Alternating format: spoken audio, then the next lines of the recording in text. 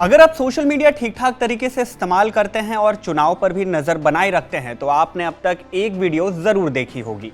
ये वीडियो किसी देश की बड़ी पार्टी के बड़े लीडर का नहीं, ना ही किसी के विजय यात्रा की है। ये वीडियो है राजस्थान के बाड़मेर से निर्दलीय चुनाव लड़ रहे उम्मीदवार रविंद्र सिंह भाटी के नामांकन की। नामांकन में ही भाटी ने अपना जो शक्ति प्रदर्शन दिखाया उससे लोगों के होश उड़ गए। यहां तक कि मीडिया रिपोर्ट्स में ये बात तक बोली जा रही है कि इस 26 साल के युवा नेता ने दुनिया की सबसे बड़ी राजनीतिक पार्टी बीजेपी के साथ ही साथ कांग्रेस की भी चिंताएं बढ़ा दी हैं। खास बात यह भी है कि ये युवा नेता पहले कभी बीजेपी के साथ हुआ करता था, लेकिन अब बीजेपी के सामने एक बड़ी चुनौती बनकर खड़ा हो गया है। ऐसे में हर कोई जानना चाहता है कि आखिर कौन है ये शख्स और इन्होंने ऐसा क्या कर दिया कि लोकसभा के हिसाब से बीजेपी का गढ़ राजस्थान की वो बाड़मेर सीट, जहां बीजेपी बीते 10 सालों से सत्ता में है, वहां से इनके नामांकन के बाद खुद पीएम मोदी और बीजेपी के दिग्गज नेताओं को रैली करनी पड़ रही है। आज की इस वीडियो में इसी बारे में बात होगी। हेलो एंड वेलकम, मैं हूं शुभम और आप देख रहे हैं स्विच। पीएम नरेंद्र मोदी ने 12 अप्रैल को राजस्थान के बाड़मेर में चुनावी रैली की। यहां उन्होंने इस सीट के बीजेपी उम्मीदवार जो पिछले चुनाव में भी इस सीट से विजयी थे, उनके लिए जनता को संबोधित किया। लेकिन यहां एक सवाल उठा कि जिस राजस्थान में बीजेपी ने पिछली बार 25 में से 24 सीटों पर जीत दर्ज की और राजस्थान की जिस सीट पर बीजेपी ने 2004, 2014 और 2019 के चुनाव में जीत दर्ज की, उस बीजेपी के गढ़ में चुनाव प्रचार के लिए खुद पीएम को क्यों आना पड़ा? जवाब में तर्क दिया गया कि ऐसा इसलिए हो रहा है क्योंकि इस बार इस सीट से चुनावी मैदान में है एक 26 साल के नेता रविंद्र सिंह भाटी, जिन्होंने इस पूरी सीट के समीकरण को बदल दिया है। समीकरण कैसे बदला, अब ये जानने से पहले ये जान लेते हैं कि कौन है रविंद्र सिंह भाटी। 3 दिसंबर साल 1997 को पैदा हुआ लड़का आज राजस्थान की राजनीति में एक बड़ा नाम बन चुका है।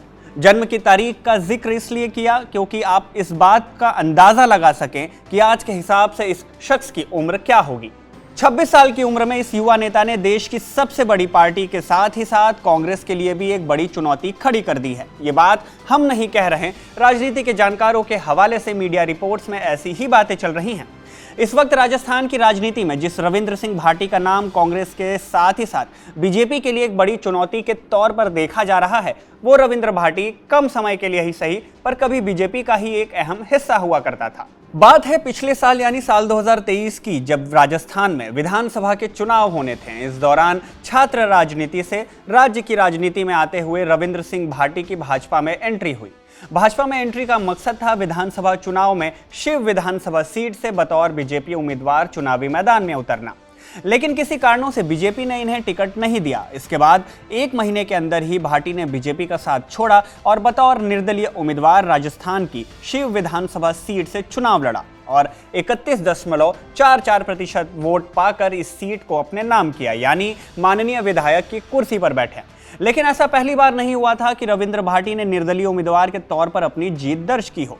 टाइम को थोड़ा रिवर्स मोड पर डालें तो पता चलता है कि साल 2019 में अपने कॉलेज की पढ़ाई के दौरान रविंद्र भाटी ने जय नारायण व्यास यूनिवर्सिटी में छात्र संघ अध्यक्ष के पद के लिए एबीवीपी से टिकट की दावेदारी पेश की थी। लेकिन उस दौरान एबीवीपी ने भाटी को टिकट न देकर किसी दूसरे को अपना प्रत्याशी घोषित किया था। इस बात से नाराज भाटी ने निर्दलीय उम्मीदवार के तौर पर चुनाव में दावेदारी की और जीत दर्ज की। यूनिवर्सिटी के 57 साल के इतिहास में ऐसा नहीं हुआ था कि किसी निर्दलीय उम्मीदवार के तौर पर किसी ने छात्र संघ अध्यक्ष पद का चुनाव जीता हो।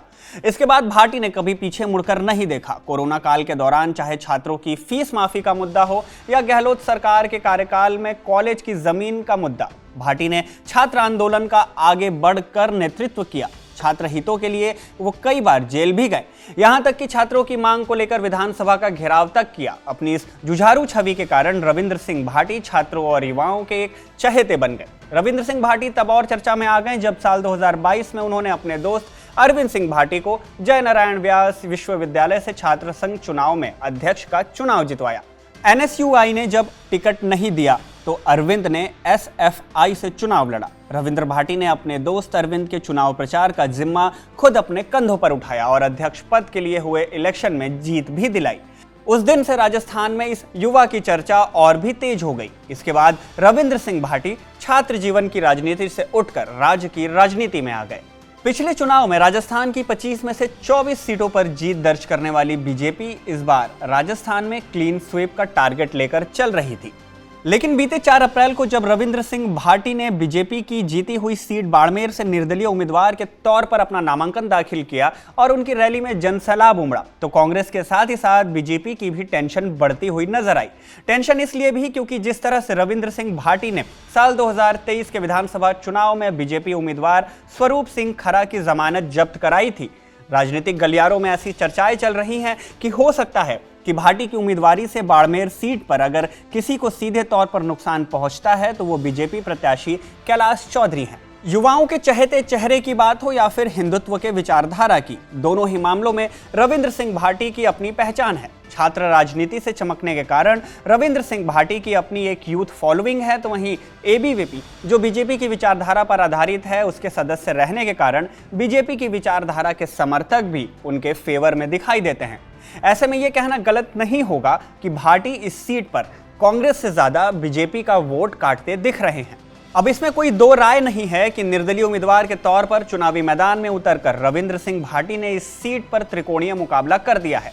एक तरफ जहां कांग्रेस है जो 10 सालों के बाद इस सीट पर अपनी जीत चाहती है, तो वहीं बीजेपी है जो इस सीट पर जीत की हैट्रिक लगाने की आस में है। लेकिन रविंद्र भाटी के मैदान में उतर जाने से दोनों ही पार्टियों के लिए ये मुकाबला कांटे का हो गया है। कांग्रेस जहां भाटी के निर्दलीय चुनाव लड़ने को अपना फायदा समझ रही है, तो वहीं दूसरी तरफ बीजेपी ने भाटी को रोकने के लिए बड़ी प्लानिंग की है।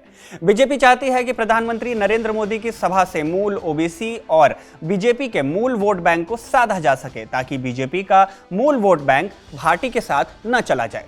रविंद्र सिंह भाटी पर चर्चा करते हुए राज्यसभा के सांसद मदन राठौर का मानना है कि बीजेपी की लड़ाई यहां पर कांग्रेस से है। भाटी बीजेपी के लिए कोई चुनौती नहीं है।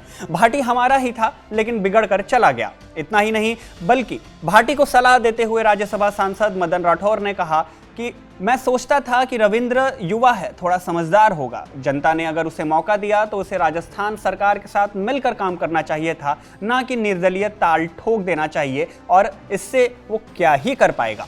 खैर, आप रविंद्र सिंह भाटी के बारे में क्या सोचते हैं? क्या भाटी ने जिस तरह से शिव विधानसभा को अपने नाम किया, क्या वो बाड़मेर की लोकसभा सीट को भी अपने नाम करने में कामयाब हो पाएंगे? अपनी राय हमें कमेंट बॉक्स में जरूर बताएं और ऐसी ही वीडियोस देखने के लिए सब्सक्राइब करें स्विच को।